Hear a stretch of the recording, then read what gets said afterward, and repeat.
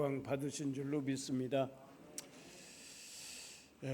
여러분들이 인생을 얼마나 살아오셨던지 간에 오늘날까지 우리 인생을 인도하신 하나님 앞에 먼저 감사를 올려드립니다. 사람은 누구나 과거를 돌아보는 순간이 있죠. 여러분들이 지금까지 살아온 생애 가운데 어떻게 살아왔는지 순간 과거를 한번 돌아볼 수 있게 되기를 바랍니다. 어떤 사람은 과거의 성공을 바라볼 것이고 어떤 사람은 과거의 실패를 바라볼 것이에요. 중요한 것은 뭐냐 하면은 그 과거의 기억이 나한테 어떻게 기억되느냐, 이 문제인 것 같아요. 어떤 사람은 과거의 상처를 생각하면서 그 일로 인하여서 내 인생이 망가졌다라고 그렇게 생각하시는 분이 없지 않아 있을 것이고, 똑같은 일을 당했는데 어떤 사람은 아마 그렇게 생각할 거예요. 돈 주고도 배울 수 없는 아주 귀한 교훈이었다. 그렇게 생각할 수도 있을 겁니다. 오늘 본문에 요셉이 등장을 하는데 요셉은 전자일까요? 후자일까요? 요셉은 후자의 사람입니다. 요셉은 엄청난 고난을 당한 사람이죠. 형들의 미움을 받았어요. 형들이 살해할 목적으로 이 요셉을 죽이려 했을 때에 얼마나 애절하게 형들에게 부탁했는지 모릅니다. 그리고 마른 우물 구덩이에 빠지게 되죠. 때마침 이집트에 상인이 나타나는 바람에 상인에게 요셉을 팝니다. 그 순간부터 요셉은 노예가 되죠. 노예가 돼서 억울하게 비참하게 살아가는데 또 거기다가 누명을 쓰고 감옥에 들어가게 되죠. 참 지나온 생애가 어떻게 보면 인생이 완전히 망가졌다라고 볼 수가 있겠어요. 그런데 하나님의 놀라우신 섭리로 말미암아서 인생 역전이 일어나죠. 죄인에서 하루아침에 당시 세계 최고의 국가라고 할 수 있는 이집트의 총리가 되는 겁니다. 총리가 되어서 이제 두 아들을 낳게 되는데, 첫째 아들을 오늘 본문에 보니까 뭐라고 이름을 지었습니까? 므낫세라 이름을 지었고, 둘째 아들은 뭐라고 했습니까? 에브라임이라 이름을 지었다. 그런데 첫째 이름이 므낫세인데 그 뜻이 무엇입니까? 요셉이 그의 장자의 이름을 므낫세라 하였으니 하나님이 내게 모든 고난과 내 아버지의 온 집을 잊어버리게 하셨다 하며, 무슨 뜻이냐 하면은 제 주변 사람들도 보니까, 제 친구들도 보니까 전부 프로필 사진 올릴 때 손지들 사진 올리더라고. 손지들이 그렇게 좋은 것 같아요. 난 아직 손지가 없으니까 모르겠어요. 근데 간절해요. 간절해. 내 혈육이 있었으면 좋겠다. 간절합니다. 그런데 이 요셉에게 그런 므낫세 아들을 얻었다 이 말이에요. 얼마나 기쁘겠어요. 지난날에 내 인생이 망가졌던 것 같은 그 모든 순간순간들, 가슴 아팠던 일, 억울했던 일, 비참했던 일, 이 모든 것들이 아이를 보는 순간 어때요? 모든 것을 싹 잊어버리죠. 싹 잊어버리죠. 가족도 형제도 부모님도 생각이 안 날 정도로 그 아들을 통해서 하나님이 큰 기쁨을 주셨고 은혜를 주셨다 이 말이에요. 그 하나님의 은혜, 하나님께서 주신 기쁨을, 그 신앙 고백을 아들의 이름에 담습니다. 므낫세. 둘째를 뭐라고 했어요? 둘째를 보니까 에브라임이라 하였으니 하나님이 나를 내가 수고한 땅에서 번성하게 하셨다 함이었더라. 이제 이 요셉이 죄인에서 하루아침에 바로의 꿈을 해몽을 하고 애굽의 총리가 됩니다. 애굽의 총리가 돼. 바로 이하로 그 어떤 사람도 이 요셉 앞에서 다 머리를 숙여야 돼요. 무릎을 꿇어야 됩니다. 하나님께서 요셉의 인생을 이처럼 번성하게 하셨다라는 사실이에요. 그런데 우리가 여기서 한 가지 생각해 볼 것이, 요셉이 에브라임의 이름을 지을 때 강조한 단어가 있는데 오늘 본문에서 그게 뭡니까? 내가 수고한 땅에서, 내가 수고한 땅에서. 이 말이 강조되고 있는데 이 수고라는 단어의 히브리어 뜻을 살펴보면 어떤 의미가 담겨 있느냐 하면은 비천함이 담겨 있어요. 비천함, 억압당한 괴로움, 고통을 의미합니다. 요셉에게 애굽은 어떤 나라였느냐? 억압당하고 괴로움을 당하고 비천한 노예의 생활을 포함을 하고 있죠. 그래서 애굽은 다시 기억하고 싶지 않은 그러한 땅이다. 무려 이 생활을 몇 년 동안을 했느냐? 17살에 팔려서 30살에 총리가 되니까 무려 몇 년을 이런 생활을 합니까? 무려 13년 동안 이런 어려운 삶을 살았다 이 말이에요. 그러니까 애굽 생활의 모든 생애가 눈물의 생애였고 고통의 생애였다. 그런데 그 땅에서 하나님은 창세기 41장 오늘 본문에서 뭐라고 했느냐? 하나님이 내게 내 모든 고난과 내 아버지의 온 집을 다 잊어버리게 하셨고 또 하나님이 나를 내가 수고한 땅에서 번성하게 하셨다. 이것을 우리가 성경적으로 말할 때에 이것을 성경적으로 소망이라 그렇게 얘기를 합니다. 성경의 소망이 무엇입니까? 요셉이 이런 비천함, 억압당하고 아주 고통스러운 이런 생활을 하고 있는데 하나님께서 방백의 자리에 앉혔다 이 말이에요. 이 하나님이 어떤 하나님이냐? 소망의 하나님이면서 이 하나님은 반전의 하나님이시고 이 하나님은 역전의 하나님이신 줄로 믿습니다. 여러분 우리가 인생을 살아갈 때에 우리는 때로 절망하기도 합니다. 낙심하기도 하고 좌절하기도 하고 내 인생은 더 이상 풀리지 않을 것 같은 그런 생각이 들리지 않습니까? 그러나 우리가 분명히 알아야 할 것은 그것은 내 생각이고 나의 한계일 뿐이라는 사실을 알아야 합니다. 우리의 하나님은 역전의 하나님이시다 이 말이에요. 요셉을 비천한 가운데 하나님께서 들어놓으셨습니다. 모든 누명을 다 벗기셨어요. 모든 억울함을 다 벗어나게 하시고 모든 고통을 다 벗어나게 하신 우리의 하나님이신 줄 믿으시기를 주의 이름으로 축복합니다. 우리는 성경에서 야베스도 잘 알잖아요.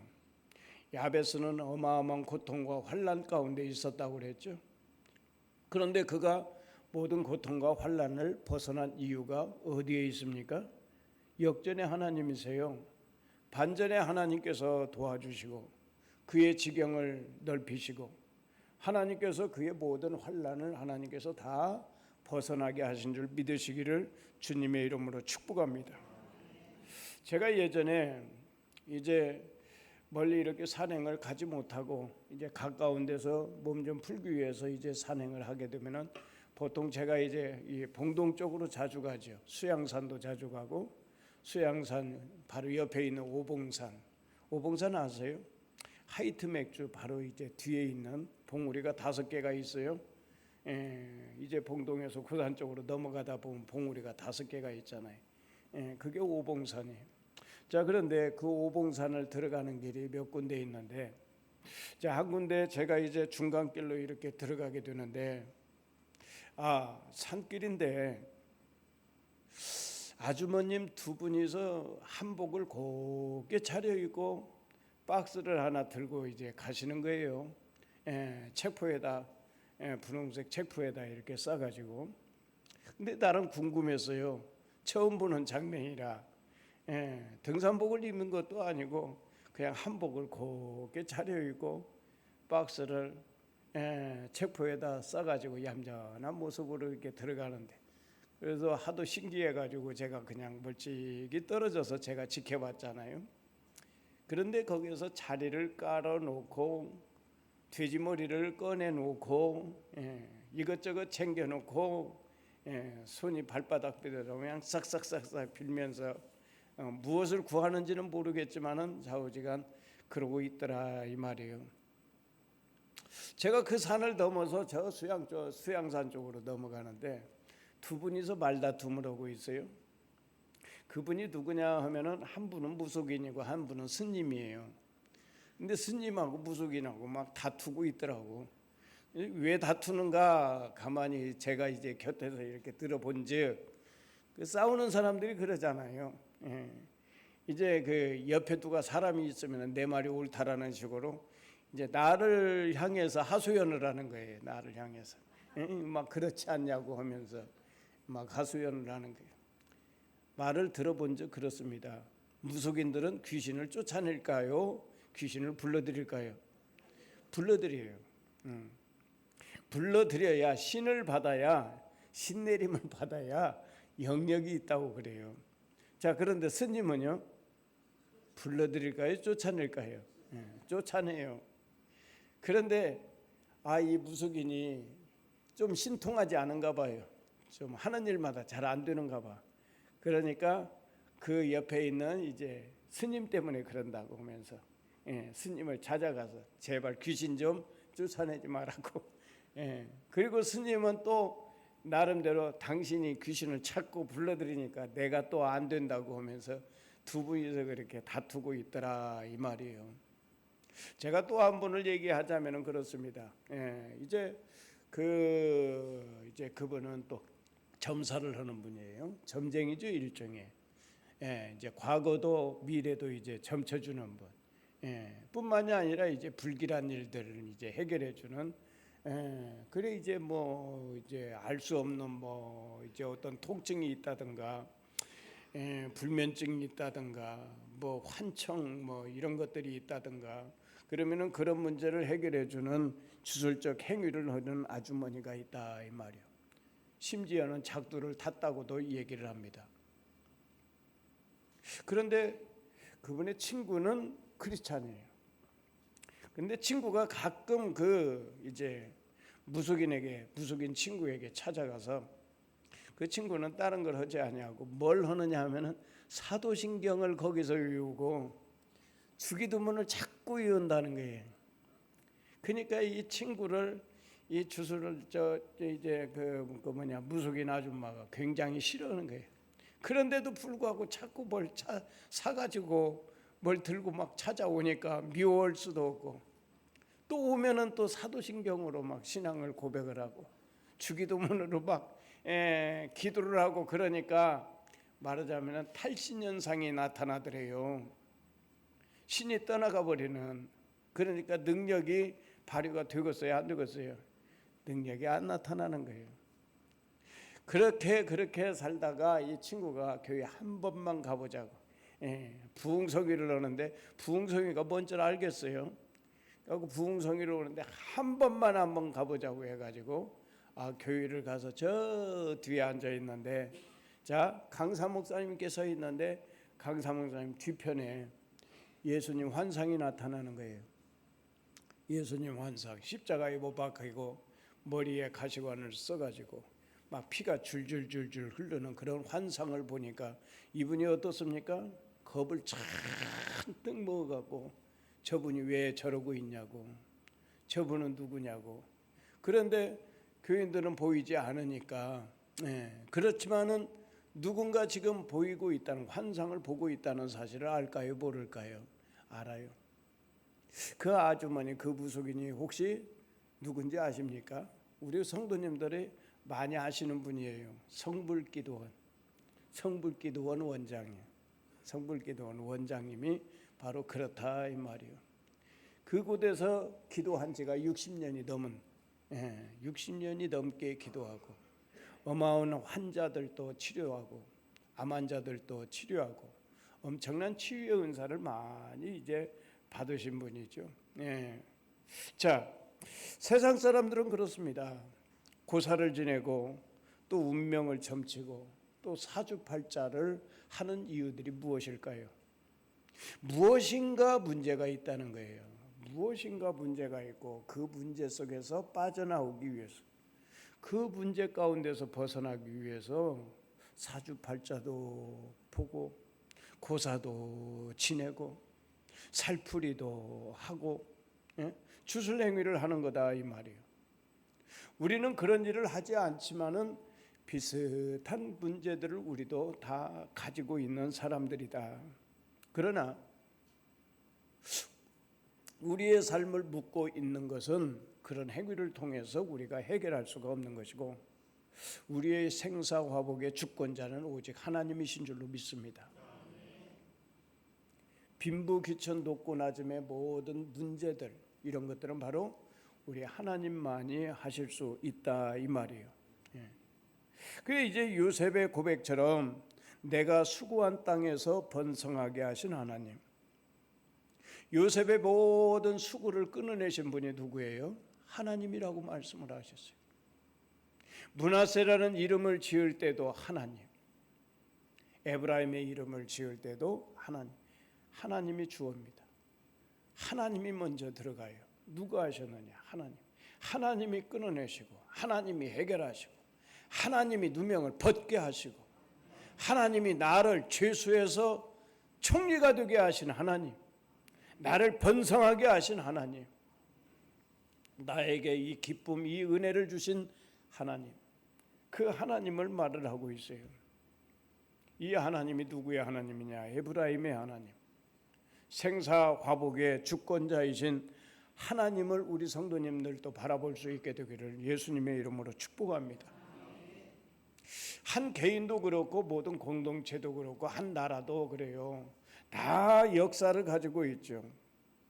그 역사를 돌아보면은 좋은 날도 있을 거예요. 그러나 안 좋은 날들도 아마 굉장히 많았을 거예요. 기쁜 날만 있었겠습니까? 한 나라의 역사를 봐도 전쟁이 있었고 분열이 있었고 갈등도 있고, 중요한 것은 우리는 과거를 어떻게 기억하느냐에 따라서 미래가 달라질 수 있다라는 사실이에요.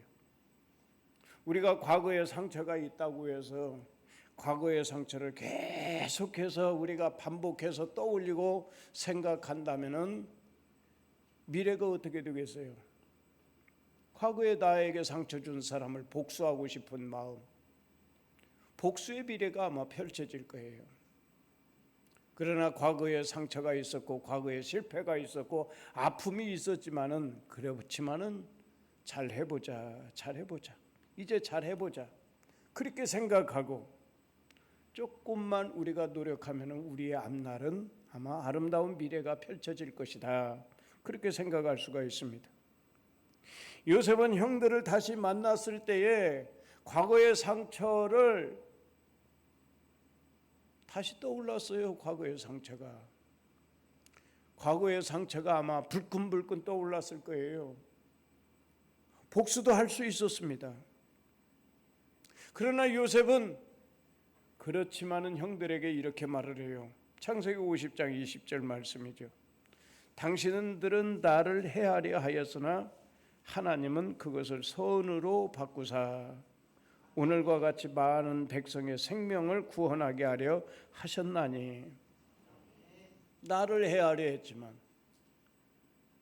압축된 단어죠. 나를 해하려 했지만 수많은 일들이 있었어요. 수많은 일들이. 오늘 본문 이후로 쭉 이제 성경을 읽어 나가면은요, 이 요셉이 그때 당시에 형들에게 나를 살려달라고 애원하고 애걸 복걸하던 그런 일들이 있었습니다. 그러나 형들이 그것을 다 무시했어요. 죽이려 했습니다. 구덩이에 빠뜨렸어요.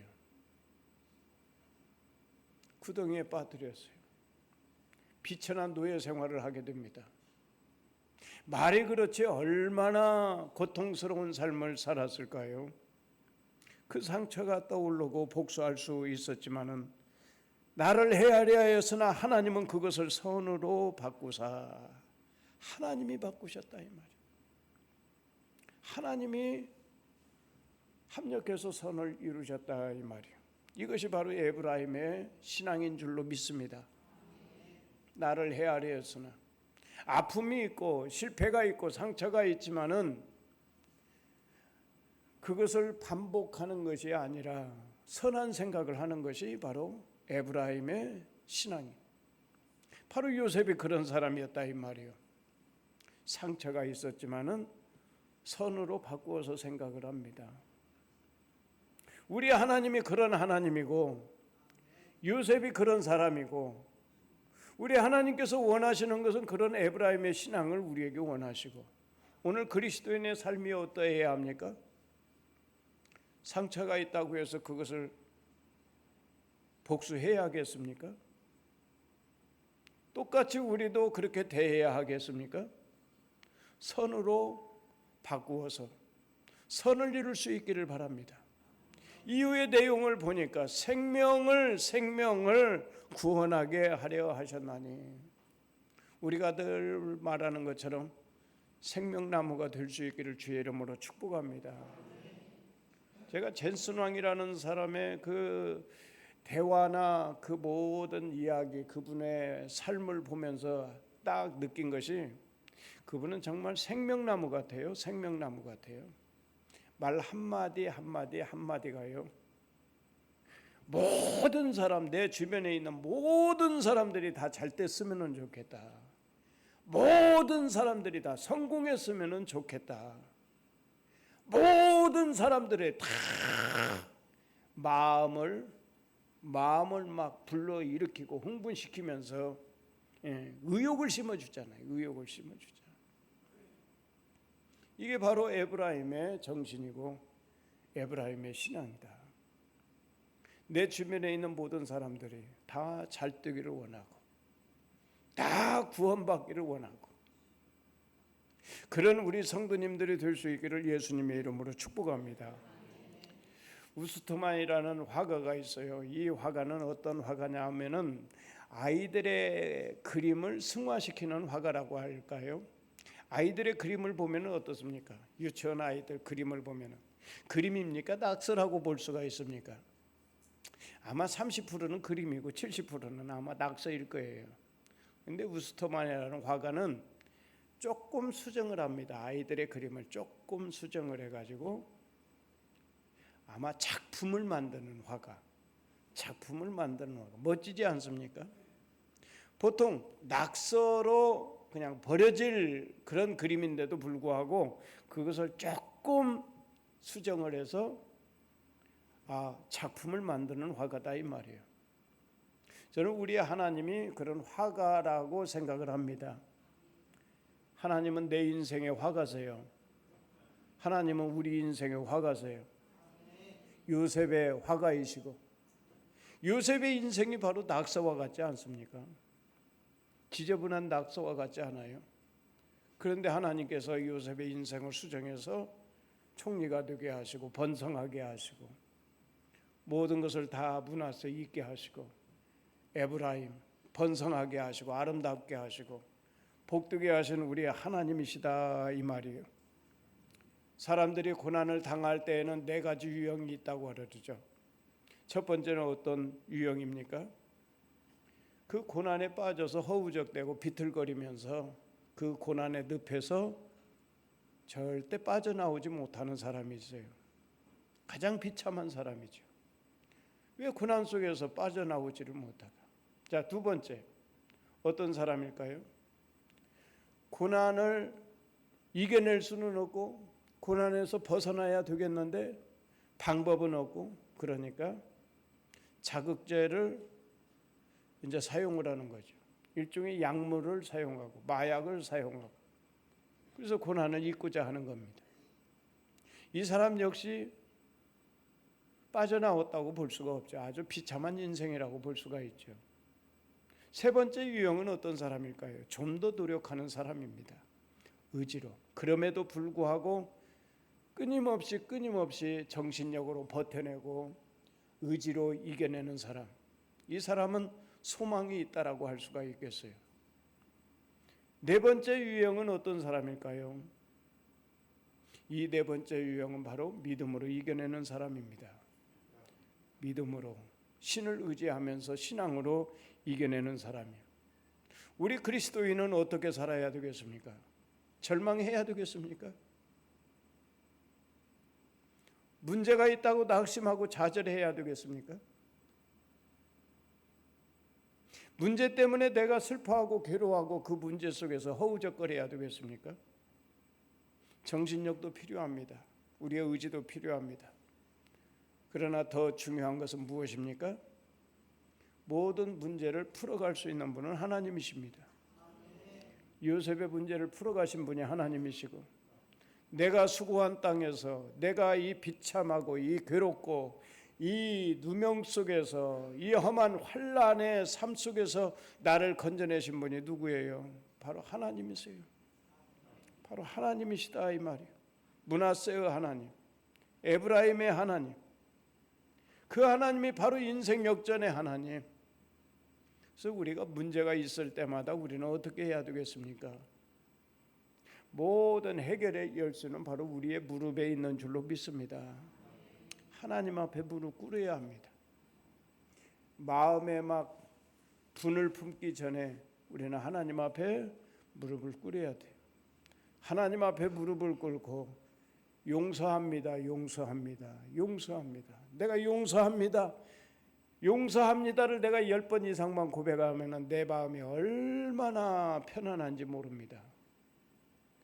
원수를 축복하는 것이 바로 용서에서부터 시작을 하는 것이고, 원수를 축복할 때 하나님께서 또한 우리에게 놀라우신 은혜를 베풀어 주실 줄로 믿습니다. 요셉은 아들의 이름을 에브라임이라고 했는데, 둘째 아들의 이름을 에브라임이라고 했는데, 여기서 우리가 또 한 가지 생각해 볼 것이, 에브라임이라고 한 것은 바로 자녀 신앙 교육을 포함하고 있다라는 사실입니다. 요셉이 이 에브라임의 이름을 지은 것을 우리가 간증식으로, 스토리 형식으로 한번 말을 하자면 그래요. 아들아, 요셉이 말을 하는 거죠. 아들아, 내 아빠는 배신을 당했고 비천한 노예 생활을 했고 감옥 생활, 억압된 삶을 살았고, 그리고 그 괴로움과 고통은 이루 헤아릴 수가 없었다. 그런데 현재의 나, 지금 에브라임을 낳았을 때는 총리가 되었잖아요. 현재의 내가 된 것은 그 이유가 어디에 있겠느냐? 나의 하나님이 이 문제를 해결해 주셨단다. 따라서 너도 인생을 살아갈 때 힘들 때에 번성하게 하시는 하나님을 기억하라. 그 의미로 에브라임의 이름을 지어준 거예요. 그 이름 속에는 바로 무엇을 담고 있느냐? 모든 인생의 주권자는 하나님이시라는 사실. 모든 인생의 주권자는 하나님이라는 사실. 이 에브라임이 평생 동안 그 이름을 사용할 거 아니에요. 평생 동안 그 이름을 사용하면서 힘들 때마다 에브라임. 아마 아버지의 간증이 머릿속에서 아마 계속해서 떠올랐을 것이고, 힘들 때마다 하나님을 바라봤을 것이고, 힘들 때마다 하나님의 은혜를 통해서 아마 새로운 삶을 살게 되었을 것이다. 그렇게 생각을 합니다. 우리 부모님의 수고는 능히 숫자로 헤아릴 수가 없다고 하셨죠. 부모님의 숫자는 정말 말로 다할 수가 없어요. 나를 낳아주시고 길러주시고 가르쳐주시고 사춘기 때 혹이나 하면서 마음 조아리면서 돌봐주시고 모든 교육비를 다 대주시고, 내가 사회에 진출해서 내가 잘 되면은 가장 세상에서 기뻐하실 분이 누굽니까? 부모님이죠. 내가 잘못되었을 때 가장 먼저 무너지는 가슴은 누굴까요? 바로 부모님이에요. 부모님의 은혜는 뭐 우리가 두 번 다시 말하지 않아도 너무나도 잘 알고 있는 이야기 아닙니까? 그런데 우리 그리스도인 부모님들이 한 가지 더 해야 할 일이 있어요. 여러분들이 자녀들에게 보여줘야 할 모습이 있다 이 말이에요. 요셉처럼 고난을 이겨내는 모습을 우리 부모님들이 보여줄 수 있어야 합니다. 그 모습을 보여줘야 자녀들도 인생을 살아가면서 힘든 일이 있을 때 자녀들도 이겨내는 거예요. 에브라임의 믿음을 보여줄 수 있어야 돼요. 모든 삶의 주권자이신 하나님을 어려운 중에서도 신앙하는 그 모습을 자녀들에게 보여줄 수 있어야 되고, 요셉이 형들을 얼마든지 복수할 수 있지만은 하나님께서 하신 것처럼 선하게 대하고, 용서할 수 없는 사람조차 용서하는 모습도 우리가 보여줄 수 있어야 되고, 아무리 어려워도 하나님의 주권을 인정하고 미래를 꿈꾸는, 하나님을 의지하고 하나님께 기도하고 기대하는 그런 모습을 우리 자녀들에게 보여줄 수 있는 우리 사도행전교회 온 성도님들이 될 수 있기를 예수님의 이름으로 축복합니다. 말씀을 마무리하도록 하겠습니다. 우리의 지나온 시간을 뒤돌아보면 감사한 일도 있겠지만은 남몰래 눈물을 흘리고 가슴 아픈 그런 시간도 아마 있었을 겁니다. 하나님은 우리에게 물어요. 너는 그 눈물을 어떻게 기억하겠느냐? 그냥 계속해서 상처로 살아가겠느냐? 아니면 새로운 미래로 나아가는 발판으로 삼겠느냐? 요셉은 무엇을 선택했다고 했습니까? 상처를 품고 사는 것이 아니라 미래를 선택한 거예요. 노예의 비참한 생활, 감옥의 억압, 고통의 시간을 겪었지만은 상처에 머물지 않고 새로운 미래를 선택한 거예요. 에브라임의 이름의 뜻이 무엇입니까? 바로 요셉이 결단한 겁니다. 결단한 거예요. 에브라임의 이름은 바로 요셉의 믿음을 말을 하고, 에브라임은 하나님의 역사를 말을 합니다. 오늘 우리의 하나님은 에브라임의 하나님이신 줄로 믿습니다. 내가 하나님을 바라보고 하나님을 의지하면은 문제는 해결되는 거예요. 문제는 해결되는 거예요. 내 마음에서 먼저 용서하시고 에브라임의 하나님을 바라보시고 의지하시면서 늘 승리하면서 살아가는 우리 성도님들이 되기를 예수님의 이름으로 축복합니다. 기도하겠습니다. 하나님 감사합니다. 요셉의 지난